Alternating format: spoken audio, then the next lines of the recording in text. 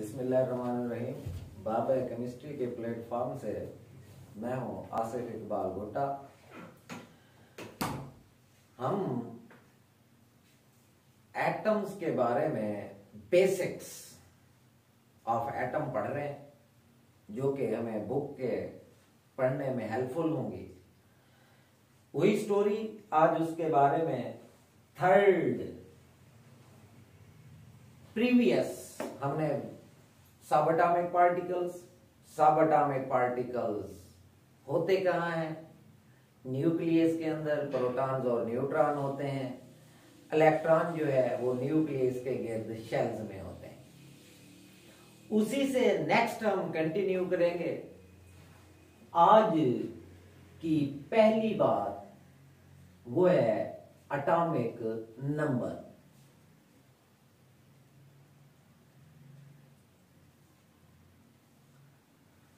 Students, ये जो है केमिस्ट्री ने एटम्स के लिए ये शर्त लगाई हुई है भाई, एक एटम के अंदर जितने प्रोटॉन्स होंगे उतना ही एटम के अंदर इलेक्ट्रॉन्स होंगे।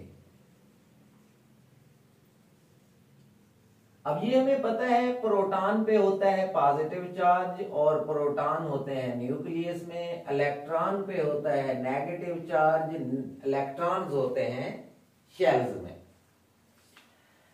तो ये केमिस्ट्री ने शर्त रखी है कि एक आइसोलेटेड एटम, आजाद हालत में जो एटम होगा उसमें जितने प्रोटॉन्स होंगे उतने ही इलेक्ट्रॉन्स होंगे। दूसरे लफ्जों में, एक एटम पे जितना पॉजिटिव चार्ज होगा न्यूक्लियस में उतना ही नेगेटिव चार्ज होगा। अब इसी चीज को हम एटॉमिक नंबर कहते हैं।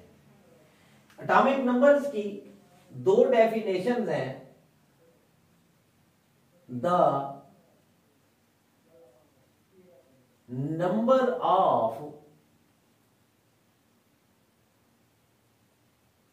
positively charged particles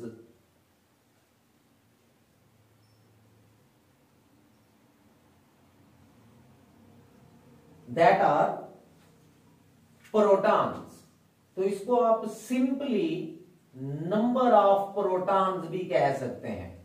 the number of positively charge particles, protons. अब होते क्या हैं प्रोटॉन्स?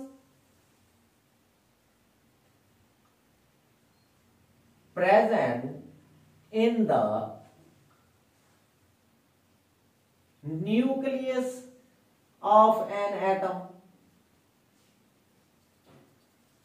एटम के न्यूक्लियस में मौजूद प्रोटॉन्स की तादाद को हम उस एटम का एटॉमिक नंबर कहते हैं।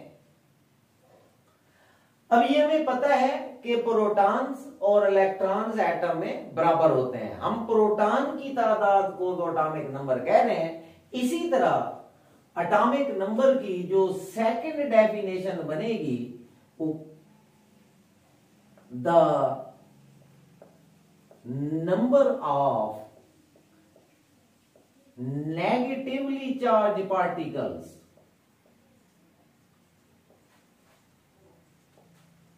नेगेटिवली चार्ज पार्टिकल्स जो है वो हैं इलेक्ट्रॉन्स। तो उसके लिए जस्ट आप simple the number of electrons भी कह सकते हैं। अब होते कहां हैं इलेक्ट्रॉन्स? रिवॉल्विंग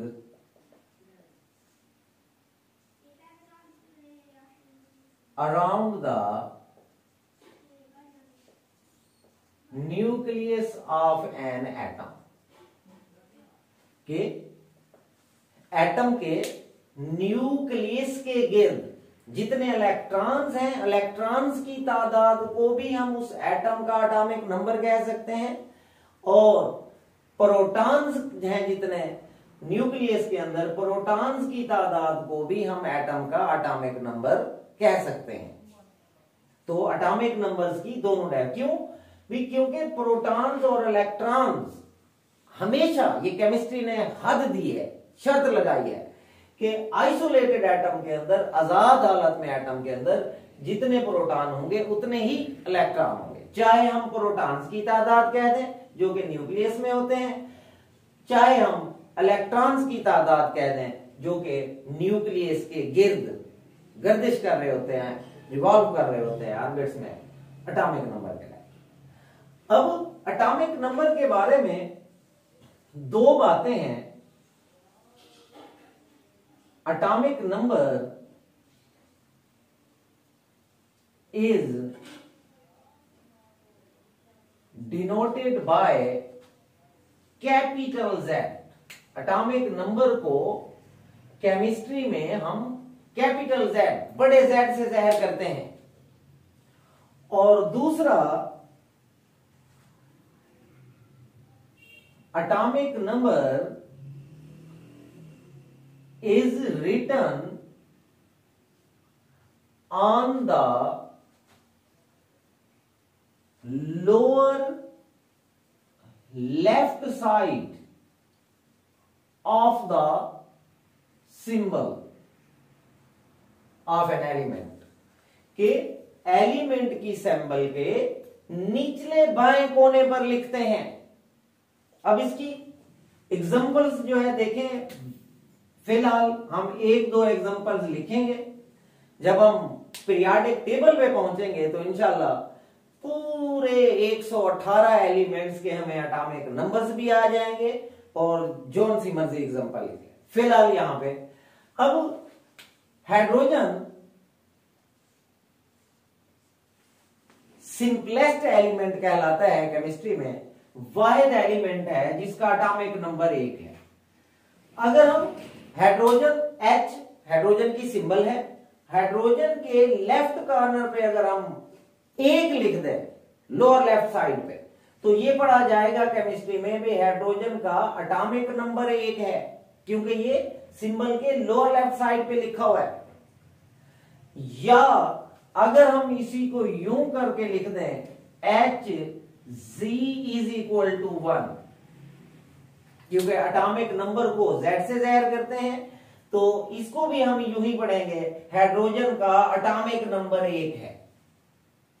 ये दोनों मेथड इस्तेमाल होते हैं, ये सिंबल के लोअर लेफ्ट साइड पे लिख दें या एटॉमिक नंबर को हम कैपिटल Z से जाहिर करते हैं, वही नंबर आप सिंबल्स के साथ Z के साथ दे दें, वो भी एटॉमिक नंबर ही पढ़ा जाएगा।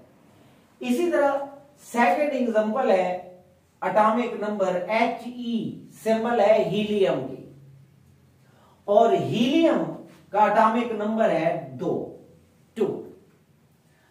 अगर हम हीलियम की सिंबल के लोअर लेफ्ट साइड पे 2 लिख दें तो इसको केमिस्ट्री खुद पढ़ेगी, क्योंकि लोअर लेफ्ट साइड पे लिखा हुआ है that is the atomic number of helium. भी हीलियम का एटॉमिक नंबर 2 है।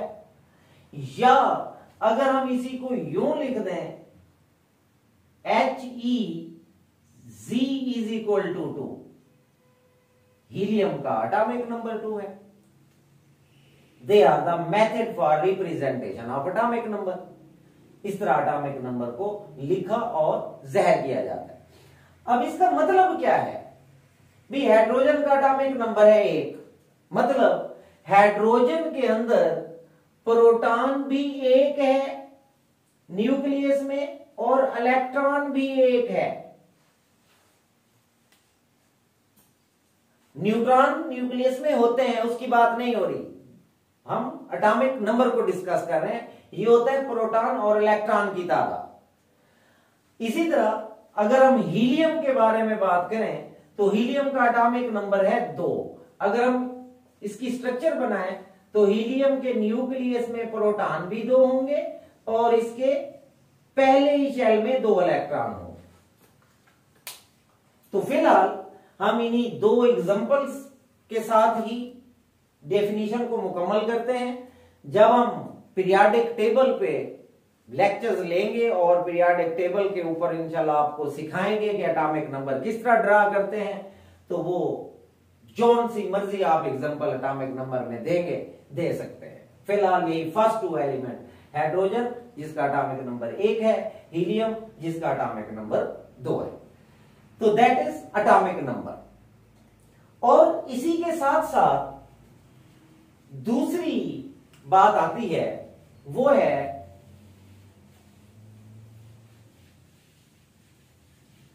एटॉमिक मास या मास नंबर।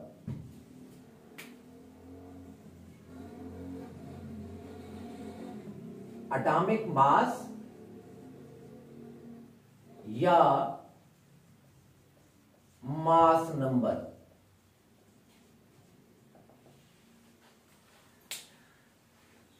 अब आइसोलेटेड एटम के अंदर अभी हमने कहा जितने प्रोटॉन है उतने इलेक्ट्रॉन है, और इसी चीज का नाम एटॉमिक नंबर है। या प्रोटॉन की तादाद कह दें एटम के अंदर, या इलेक्ट्रॉन की तादाद कह दें, Z से शो करते हैं। अब एटॉमिक मास ये क्या है? द टोटल या सम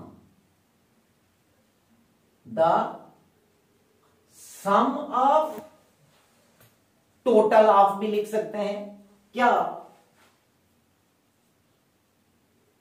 प्रोटॉन्स एंड न्यूट्रॉन्स। प्रोटॉन और न्यूट्रॉन, प्रोटॉन और इलेक्ट्रॉन तो है एटम में बराबर, न्यूट्रॉन की कोई शर्त नहीं है। ये प्रोटॉन से बराबर भी हो सकते हैं, ज्यादा भी हो सकते हैं, कम भी हो सकते हैं। The number of protons and neutrons, the sum of the total of proton and neutron होते कहां है? Present in the nucleus of an atom, कि एटम के न्यूक्लियस में मौजूद प्रोटॉन और न्यूट्रॉन्स का मजमुआ, जो उनकी तादाद है दोनों का मजमुआ जो है वो कहलाता है एटॉमिक मास या मास नंबर। और ये आपको पिछले लेक्चर्स के अंदर मैंने बताया था सब एटॉमिक पार्टिकल्स के, कि जो सब एटॉमिक पार्टिकल्स न्यूक्लियस में होते हैं उनको हम न्यूक्लियॉन्स भी कहते हैं। वो है प्रोटॉन और न्यूट्रॉन जो कि न्यूक्लियस में होते हैं। तो इसी की हम सेकंड डेफिनेशन यूं भी बना सकते हैं, the sum of nucleons of an atom is called atomic mass और मास नंबर। अब सम ऑफ न्यूक्लियॉन्स, ये केमिस्ट्री को खुद पता है, केमिस्ट्री पढ़ने वाले ने, पढ़ाने वाले ने खुद समझ जाना है। Nucleons, they are the particle present in the nucleus which are proton and neutron. अब इसी तरह एटॉमिक मास के बारे में भी दो बातें हैं। एटॉमिक मास और mass number is denoted by capital A. Atomic mass को बड़े ए से जाहिर करते हैं। और दूसरा, atomic mass is written on upper left side of the symbol, के एटॉमिक मास को सिंबल के ऊपर वाले दाएं कोने पर लिखेंगे। अब कैसे? इसका एग्जांपल्स, जैसे हाइड्रोजन है सिंपलेस्ट एलिमेंट, एटॉमिक नंबर में भी हमने इसकी एग्जांपल दी थी।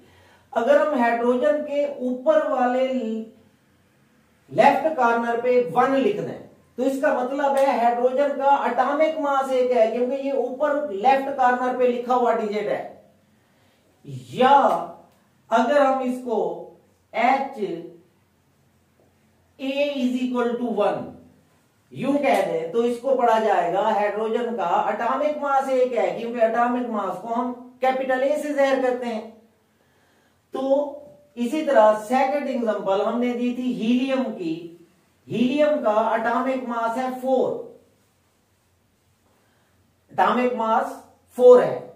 अगर हम इसको यूं कर दें helium A is equal to 4, मतलब हीलियम का एटॉमिक मास 4 है।